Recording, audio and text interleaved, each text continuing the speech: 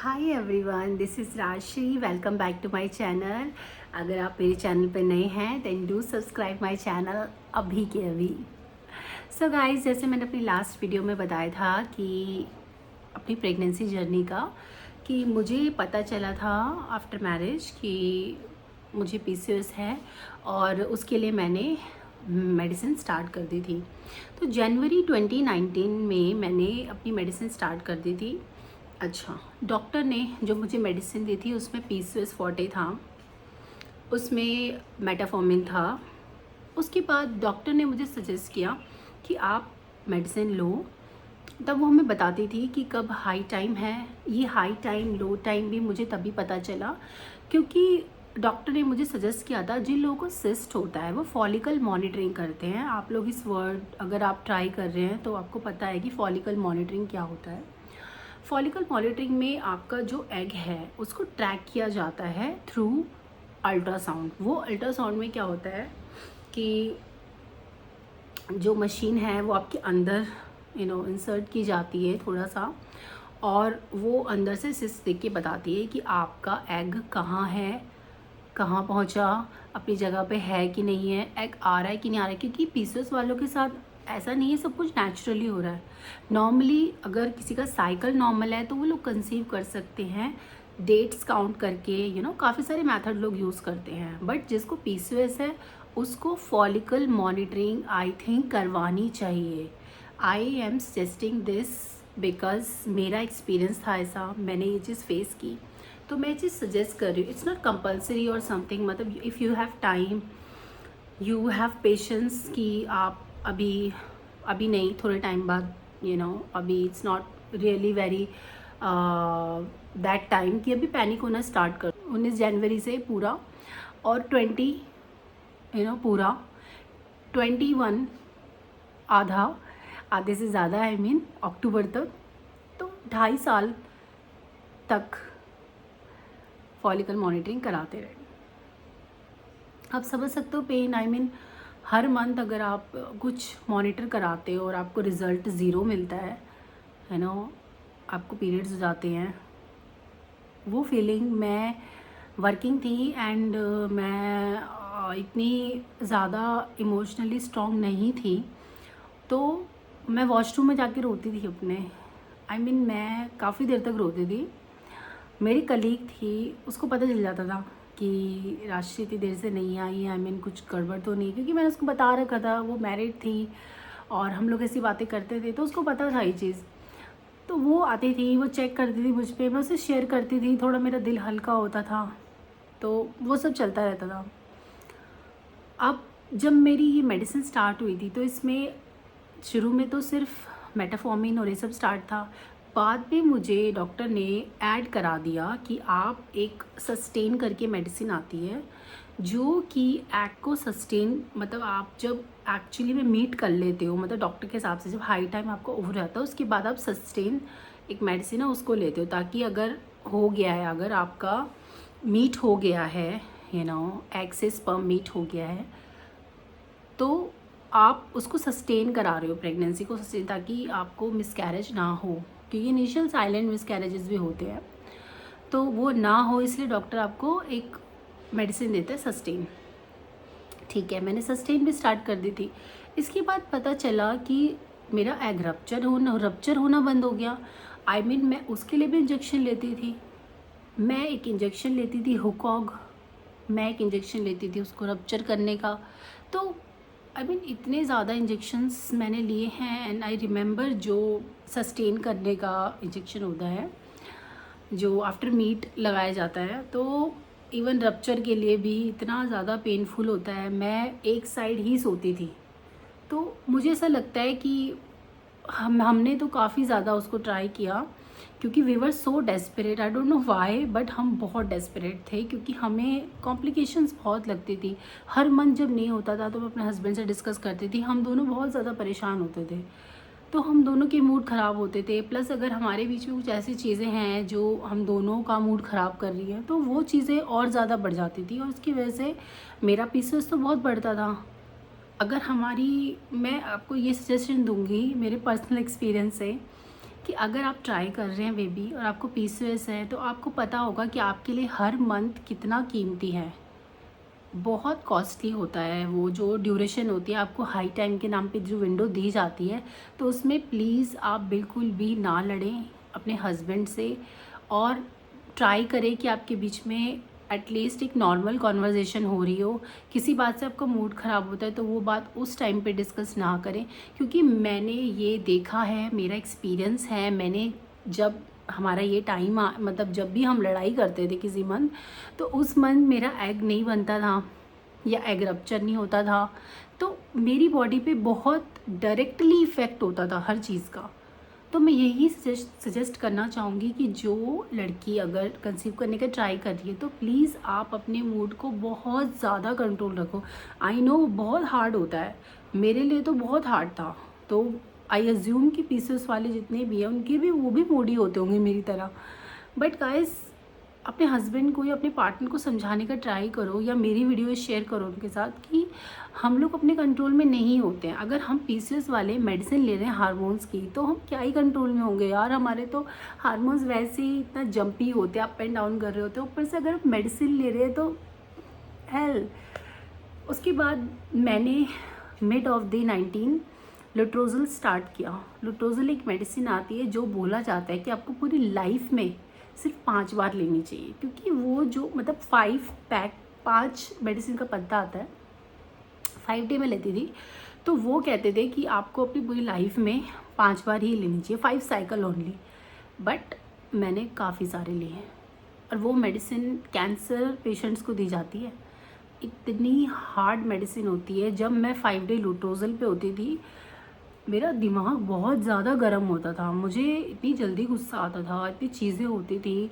I mean बहुत ज़्यादा रोने का मन करता है आपको, आप लो फील करते हो बहुत ज़्यादा।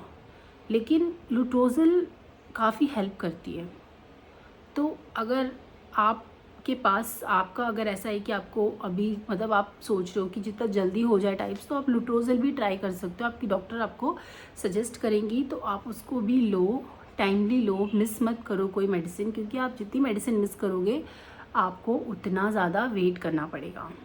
जब डाई टेस्ट का आया था, ट्यूब टेस्ट का आया था हमारे पास ऑप्शन, तो हमने इसको गूगल वगैरह किया कि कैसा रहता है, क्या रहता है। कुछ मैंने यूट्यूब वीडियोस देखे जिन्होंने ऑलरेडी कराया था, तो वहाँ से मुझे पता चला कि ट्यूब टेस्ट ओके मतलब पेनफुल रहता है, आपको 1 दिन बेड रेस्ट आपको करना होगा। मैंने जो किया था वो एनेस्थीसिया के साथ किया था। तो पहले मुझे एनेस्थीसिया दिया, बिल्कुल बेहोश कर दिया। देन उसके बाद जो ऑपरेट किया, ऑपरेट इन द सेंस कि मतलब सॉरी ऑपरेट नहीं, टेस्ट किया कि कैसे है क्या है। उसके बाद उन्होंने डाई डाल के देखा। तो जब मेरा ट्यूब टेस्ट हुआ था तो उस टाइम पे 19 की बात है, 5000 रुपीज़ लिए थे मुझे, विद एनेस्थीसिया लिया था। तो उन्होंने बताया, डॉक्टर ने मेरे हस्बैंड को बाहर बताया था कि उसके मुंह से बहुत पानी निकल रहा है, तो इस वजह से हमने उसका जो टेस्ट है बहुत जल्दी में किया है, तो रिपोर्ट्स सही नहीं भी हो सकती है। आप समझ सकते हो कि आप इतनी मुश्किल से मैं हिम्मत करके गई थी। आई थिंक वो मुहर्रम की मेरी छुट्टी थी 19 में, जब मुहर्रम आया था मुझे याद है अच्छे से वो दिन। तो मैं बहुत हिम्मत करके एक रात पहले डर डर के गई थी टेस्ट कराने, क्योंकि मुझे पता था कि उस टेस्ट में क्या होने वाला है। उसके बाद जब मैं करके आई तो जब मैं बाहर निकली मुझे होश आया, मुझे पता चला कि ठीक से नहीं हो पाया, क्योंकि मेरे मुंह से पानी निकल रहा था। और वो रिस्क हो जाता है, मतलब लाइफ रिस्क होता है। अगर किसी को एनेस्थीसिया है, बेहोश है वो, उसके मुंह से पानी निकला जा रहा है, तो डॉक्टर्स डर जाते हैं। डॉक्टर चेंज किया। डॉक्टर चेंज करते ही उन्होंने बोला कि सी आपने इतना टाइम दवाई खाई है, आप 2 महीने ये दवाई खाओ, सेम ही मेडिसिन थी ऑलमोस्ट, वो खाओ, ठीक है। आपको एक लैप्रोस्कोपी करानी पड़ेगी। लैप्रोस्कोपी कराने के बाद हमें पता चलेगा कि आपके अंदर जो ओवेरीज़ हैं उनको ड्रिल करने की ज़रूरत है कि नहीं, क्योंकि जिसको PCOS होता है उसकी ओवेरी इतनी थिक हो जाती है, उसमें सिस्ट जम जम के उसके अंदर तो सिस्ट हो जाते हैं कि उसको ड्रिल करना पड़ता है गाइस। एक्चुअली में ड्रिलिंग होती है, ठीक है, ड्रिलिंग होती है। उसके बाद उनको देखना भी था अंदर की क्या है, ट्यूब्स ठीक है कि नहीं है, पूरा डाई पास करनी थी, क्योंकि मेरा ट्यूब टेस्ट तो ठीक से हुआ नहीं था। तो डाई पास हुई है कि नहीं है, अब जब हमें बात सुन के आए कि हमें लैप्रोस्कोपी करानी पड़ेगी जस्ट टू चेक कि अंदर क्या चल रहा है एग्जैक्टली क्योंकि मेडिसिन तो आप ले रहे हो, लेकिन आप किस चीज़ की कैसे मेडिसिन ले रहे हो। ठीक है, हमने बहुत ज़्यादा हिम्मत करके मैंने यस बोला था। इवन मैंने तो उसी टाइम यस बोल दिया था जब डॉक्टर ने बोला था, but she gave us time, like तुम सोचो, अगले हफ्ते मुझे बताओ कि क्या करना है, देन वी विल प्लान। मैं अपने मदर के पास गई, मैंने उनसे डिस्कस किया, वो भी बहुत अपसेट हो गई कि यार क्या प्रॉब्लम चल रही है, आई मीन ऑपरेशन कराना पड़ेगा। मतलब लोग तो बच्चे के लिए ऑपरेशन कराते हैं, तुम बिना बच्चे के ऑपरेशन करा रही हो, क्यों पेट कटवा रही हो अपना। तो मेरे मतलब लैप्रोस्कोपी आपको पता है कि छोटा तो आपका पेट कटता है, लेकिन आपका 3 जगह से पेट कटा। और ऑपरेशन के मतलब जो पूरा सिनेरियो था ना, मुझे हॉस्पिटल ले आई गया, मैं सुबह 5 बजे एडमिट हो गई, मेरा ऑपरेशन हुआ, 2 घंटे बाद मैं मिली, 2 घंटे बाद मुझे होश आया, मैं मिली बाहर। तो मतलब सब कुछ ऐसा लग रहा था, मेरी फैमिली बाहर वेट कर रही थी, मेरे हस्बैंड बाहर वेट कर रहे थे, सब डरे हुए थे। मतलब ऐसा लग रहा था कि मैं प्रेग्नेंट हूँ और शायद इस ऑपरेशन के बाद हमें बेबी मिलने वाला है। आई मीन हम इतने, मैं मेरे हस्बैंड, हम सब इतने वो हो चुके थे कि यार क्यों नहीं हो रहा है, आई मीन कहाँ प्रॉब्लम आ रही है। तो ऑपरेशन भी कराया, ऑपरेशन करवाया, पता चला कि अंदर कुछ भी नहीं था। मेरे अंदर से कुछ पार्ट निकाला था जिसको टेस्ट के लिए डॉक्टर ने दिया था, और उसका रिपोर्ट 21 डेज़ बाद आई थी, जिससे पता चला था कि अंदर ओवेरी में कई बार टीबी भी होती है लोगों को, तो टीबी नहीं है, टीबी नहीं है। ओके, बट कोई अंदर प्रॉब्लम नहीं थी एज सच, ट्यूब्स नहीं मेरी प्रॉब्लम थी, नो ब्लॉकेज नहीं थी कोई भी, पूरा ओपन था। और दूसरी चीज़ ये थी कि उन्होंने ड्रिलिंग कर दी थी, क्योंकि उन्होंने बोला कि मतलब इतना कट वट बॉडी में लगी गया है तो चलो ड्रिल ही कर दो, क्योंकि ड्रिलिंग के बाद ये होता है कि आपके चांसेस थोड़े बढ़ जाते हैं। ये हुआ था मेरा मार्च 2020 में ऑपरेशन, और एग्जैक्ट बोलूँ डेट तो 19 मार्च। आपको पता उसके बाद लॉकडाउन लग गया था। मेरा उस वीक बेड रेस्ट था, और उसके बाद वाले वीक हमारा वर्क फ्रॉम होम हो गया था, क्योंकि कोरोना की वजह से लॉकडाउन स्टार्ट हो रहा था। लोग ऑलरेडी मतलब प्राइमरली प्रिकॉशंस लेने लग गए थे कि घर से काम कर लो, तो वैसा हो गया था। तो मैं घर से काम कर रही थी, बट एक हफ़्ता तो मैं बैठ ही नहीं पा रही थी ना, मेरा पूरा ऑपरेशन हुआ था। मेरे 7 दिन बाद तो मेरे स्टिचेस, 6 दिन बाद तो मेरे स्टिचेस रिमूव हुए थे, ऊपर से जो कट किया था स्टिचेस वो 6 दिन बाद हुए थे। तो उसके बाद मैं बैठ के काम कर पा रही थी। तो गाइस वो लैप्रोस्कोपी, आई मीन एक ऐसा टाइम था बहुत पेनफुल, बहुत ऐसा टाइम कि आपको एकदम अंदर तक झकझोरने वाला टाइम। तो वो लैप्रोस्कोपी भी हमने मार्च में करवाई। ठीक है, उसके बाद फिर मेरी मेडिसिन स्टार्ट हो गई। डॉक्टर ने हमें इतनी होप से बताया था कि लैप्रोस्कोपी के बाद तो पूरा क्लियर हो जाता है, ट्यूब्स में आपकी डाई डाली है तो पूरा क्लियर हो जाता है पैसेज, तो चांसेस हैं कि आप बहुत जल्द कंसीव कर लो। हम तो नेक्स्ट मंथ ही सोच रहे थे कि अरे, क्योंकि लैप्रोस्कोपी हुई थी मेरी तो 1-2 महीने तक तो वैसे भी डॉक्टर्स ने मतलब साथ में वैसे रहने के लिए मना किया था, एटलीस्ट वन मंथ के लिए। तो 1 मंथ तो था ही नहीं, मुझे पीरियड्स भी नहीं हुए थे 1 मंथ, क्योंकि लैप्रोस्कोपी हुई थी। तो डॉक्टर ने कहा था कि अभी डॉक्टर मेडिसिन वो वाली नहीं लेनी है, तो अभी रुक जाओ। तो 2nd मंथ से जब स्टार्ट होने लगा सब चीज़ें, हम इतने ज़्यादा होपफुल थे, हमारी फैमिली इतनी ज़्यादा उम्मीद में आ गई थी कि ओके अगले महीने शायद बच्चे गुड न्यूज़ दें, नेक्स्ट मंथ शायद बच्चे गुड न्यूज़ दें। तो ऐसा टाइम आ गया था मतलब, और कुछ नहीं हो रहा था, तो बहुत ज़्यादा अपसेट हो गए थे हम लोग। आई मीन इतना डिप्रेशन सा हो गया था, मैं तो लिटरली डिप्रेशन में चली गई थी। मैं बहुत डिप्रेशन में थी कि इतनी सारी मेडिसिन करा रही हूँ यार, मेरा तो ऑपरेशन भी हो गया, अब भी कुछ नहीं हो रहा।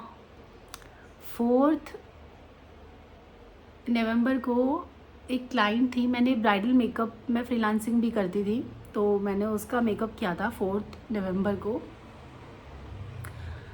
5 नवंबर को करवा चौथ था या ऐसे ही कुछ था, 4 को शायद करवा चौथ था या 5 को उसकी मैरिज थी।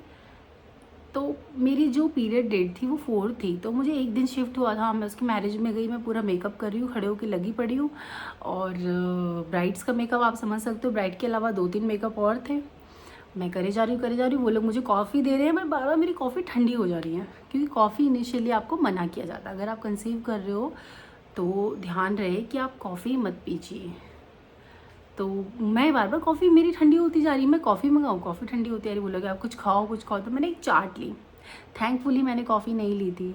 नेक्स्ट डे मैं घर पे थी, तो मैंने सोचा चलो यार 1-2 दिन, मतलब अभी नहीं हुआ पीरियड, ट्राई कर लेते हैं, वैसे तो कुछ होगा नहीं। आई मीन पहले से ही पता था कुछ नहीं होने वाला, इतने ज़्यादा हम लोग इस स्टेज में आ गए थे ना, कुछ नहीं होगा, बट प्रोसीजर है करो, क्योंकि डॉक्टर को बताना होता था कि नहीं हुआ, डॉक्टर को हर मंथ बताना पड़ता था। ठीक है, मैंने टेस्ट किया, आई गॉट टू, मैंने कहा 2 लाइन, आई मीन क्या हो रहा है ये, 2 लाइन देख के। अब सही बताऊँ तो मुझे खुशी भी नहीं हुई थी। बहुत लोगों को मतलब लग रहा होगा कि कितनी अजीब लड़की है, जिसके लिए ट्राई कर रही है और हो गया उसके बाद खुश भी नहीं है, बट मैं खुश नहीं थी। मेरे हस्बैंड ऑफिस थे, मैंने उनको कॉल किया, इवन मैंने आई थिंक मैंने 2 टेस्ट किए थे, 2 अलग अलग कंपनी के वो लिए, प्रेगा का लिया था और दूसरा मैंने आईकैन का लिया था। आईकैन के काफ़ी मैंने अच्छा देखा है, उसका डॉक्टर भी सजेस्ट करते थे आईकैन की ट्यूब आप यूज़ कर सकते हैं यूरिनी प्रेगनेंसी टेस्ट के लिए।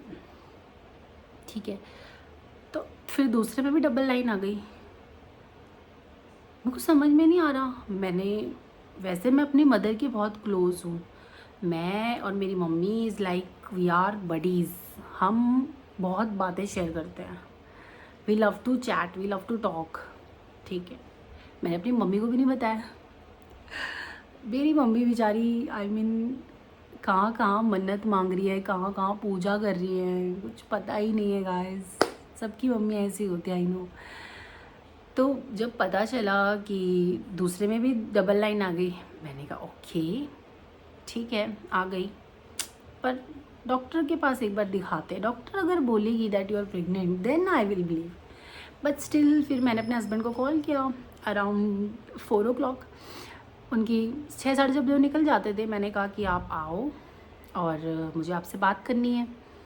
वो कहते क्यों आना है घर, कुछ इमरजेंसी है क्या, कुछ है क्या, पता नहीं उनके अंदर भी, उन्होंने मुझसे ज़्यादा नहीं पूछा उस दिन कि क्यों आऊँ घर, और मेरे को भी ऐसा हुआ कि यार ये ज़्यादा पूछ नहीं रहा, उनको शायद पता था, उनके वो कहते उस दिन उन्होंने बताया बाद में कि उनको ऐसा इंट्यूशन हो रही थी कुछ तो अच्छा होने वाला है टाइप्स, कुछ तो अच्छा बताएगी, and it's about pregnancy type. तो उनको अचानक से बुलाया मैंने, देन मैंने थोड़ा सा सी घर में एक लेटर लिखा that I am pregnant and all, तो मतलब good news is there, we were so happy and we went to the doctor immediately. फिर हम डॉक्टर के पास गए, डॉक्टर ने बोला आप अल्ट्रासाउंड करवाओ, क्योंकि कंफर्म पता करना पड़ेगा, अगर प्रेग्नेंट हो तो उसके हिसाब से प्रिकॉशंस लेनी पड़ेगी, क्योंकि भैया इतनी मुश्किल से तो प्रेगनेंसी हुई है, इसका ध्यान देना पड़ेगा। ठीक है, उसके बाद पता चला कि मैं अल्ट्रासाउंड के लिए गई 8 बजे, 8 साढ़े 8 बजे हम आ गए अल्ट्रासाउंड करके, हमें पता चल गया कि बेबी है, कंसीव कर लिया है। और गाइस मुझसे रहा नहीं गया, मैंने फटाफट फैमिलीज़ को बताया कॉल करके कि भैया ऐसी ऐसी बात है, आप लोग नाना नानी बन रहे हो, आप लोग दादा दादी बन रहे हो, एंड सब जंप मार मार के उछलने लगे थे लिटरली। तो गाइस इस वीडियो में इतना ही, नेक्स्ट वीडियो में बताऊंगी प्रेगनेंसी के क्या कॉम्प्लिकेशंस रहे। तब तक के लिए मैं उम्मीद करती हूँ कि आप प्रेगनेंसी के लिए जो भी ट्राई कर रहे हैं आप सब कंसीव करो, और अगर आपको PCOS है तो आप फॉलिकल मॉनिटरिंग करवाएं, PCOS फॉर्टे लीजिए, मेटाफॉर्मिन ज़रूर लीजिए, क्योंकि मैंने बिल्कुल प्रेगनेंसी के लास्ट तक मेटाफॉर्मिन लिया था, क्योंकि काफ़ी उससे रिलीफ मिलता है। प्लस आप अपने डॉक्टर्स की सारी बातें माने, इंजेक्शंस वगैरह लगेंगे लेकिन ट्राई करते रहिए अगर आपको बिना IVF के करना है तो। Okay, thank you so much guys for watching this video, do subscribe my channel, मिलते हैं नेक्स्ट वीडियो में।